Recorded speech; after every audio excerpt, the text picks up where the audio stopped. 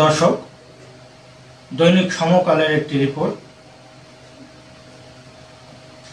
দেশ জুড়ে রক্তক্ষয়ী সংঘাত, নিহত 101। অসহযোগ কর্মসূচিতে অগ্নিগর্ভ দেশ।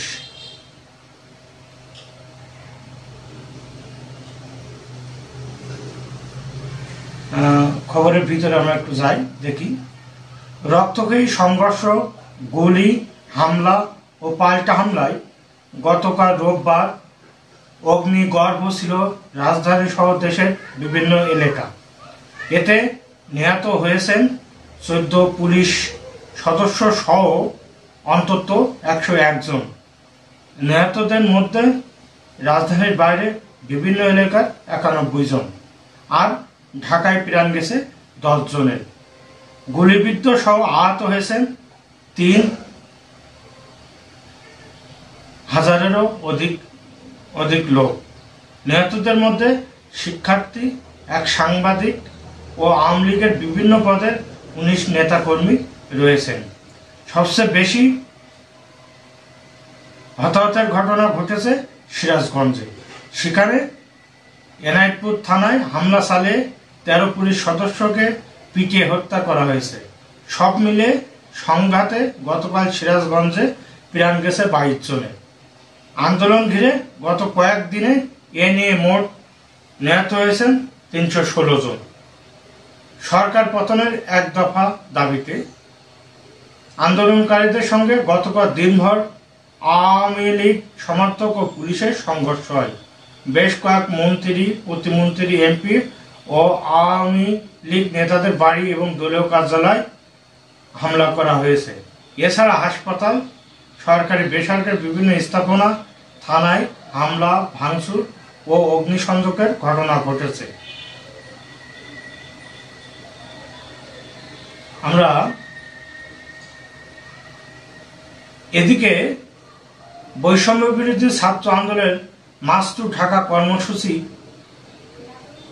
ছিল, ঘোষিত কর্মসূচি ছিল মঙ্গলবার।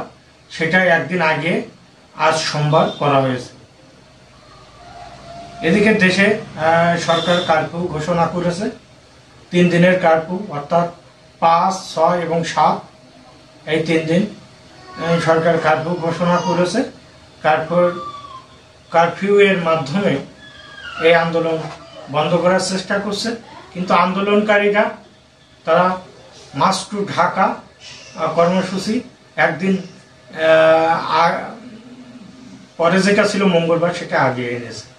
এদিকে আমরা দেখতে পাচ্ছি দেশ ব্যাপী যে রক্তক্ষয়ী সংঘর্ষ, আমরা এমনটাই আশঙ্কা করছিলাম যে এ ধরনের ঘটনা ঘটতে পারে, যেহেতু কোটা সংস্কারকারীরা আন্দোলন করছে মাঠে, আবার আওয়ামী লীগও ঘোষণা দিচ্ছে তারা মাঠে থাকবে। এতে দেখা গেছে আওয়ামী লীগের 19 জন নেতাকর্মী তারা নিহত হয়েছে, পাশাপাশি 14 জন পুলিশ সদস্য নিহত হয়েছে, এবং বাদ বাকি কোটা সংস্কারকারীরা নিহত হয়েছে। আমরা এই যে নিহত হচ্ছেন, রক্ত ঝরছে, আসলে আমরা গতদিন বলছিলাম যে আমরা আর এক ফোঁটা রক্ত বাংলাদেশের ভূমিতে পড়তে দেখতে চাই না। আমরা আপনাদেরকে জানাইছিলাম, বা আমরা যারা শান্তিকামী মানুষ, আমরা চাই কোনো রক্ত নয়, সংঘাত নয়, আমরা শান্তিপূর্ণভাবে এদেশে বসবাস করব, সবাই মিলেমিশে। পুলিশ সদস্য এদেশের নাগরিক, আওয়ামী লীগ নেতাও এদেশের নাগরিক, বৈষম্য বিরোধী ছাত্র আন্দোলনের এরাও এদেশের নাগরিক। সুতরাং কোনো নাগরিকের জানমালের নিরাপত্তা দেয়া এই দেশের দায়িত্ব। সুতরাং কোনো সংঘর্ষ আমরা চাই না। তবুও যে সংঘর্ষ হচ্ছে, যেদিকে এগিয়ে যাচ্ছে, এখন কোটা সংস্কারকারীদের একটি দাবি, একমাত্র দাবি, এক দফা দাবি, যে সরকার পতন হলেই তাদের এই আন্দোলন থামবে, তা না হলে তারা আন্দোলন থামবে না। আর সরকারও তাদের দমন নীতি অনুযায়ী কারফিউ ঘোষণা করেছে, 3 দিনের কারফিউ। কিন্তু আন্দোলনকারীরা এই কারফিউ ভাঙবে, কারণ তাদের রক্তে এখন আগুন জ্বলছে।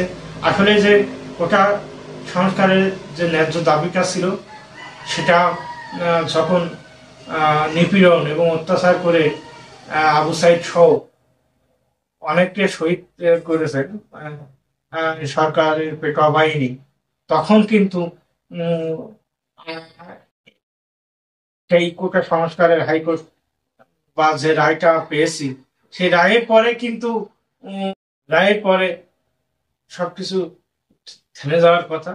কিন্তু যেটা ঘটে গেছে, যে ছাত্ররা শহীদ হয়েছে, এখন তাদের বদলা নেওয়া বা তাদের হত্যার বিচার করার জন্য সরকার প্রথমটা অনিবার্য হয়ে গেছে। এখন এটাই কাম্য করছে। এখন দেখার বিষয় বাংলাদেশে ছাত্র নাগরিক যে অভ্যুত্থান, সে অভ্যুত্থানটা কখন ঘটে এবং ঘটবে। সারা দেশে কারফিউ দেওয়ার পরেও ছাত্ররা এটা ভঙ্গ করবে বলে মনে হচ্ছে। তারা যে march for Dhaka, march to Dhaka যে কর্মসূচি দিয়েছেন, এই কর্মসূচিতে থামার কথা নয়, পাল্টাপাল্টি কর্মসূচি। সুতরাং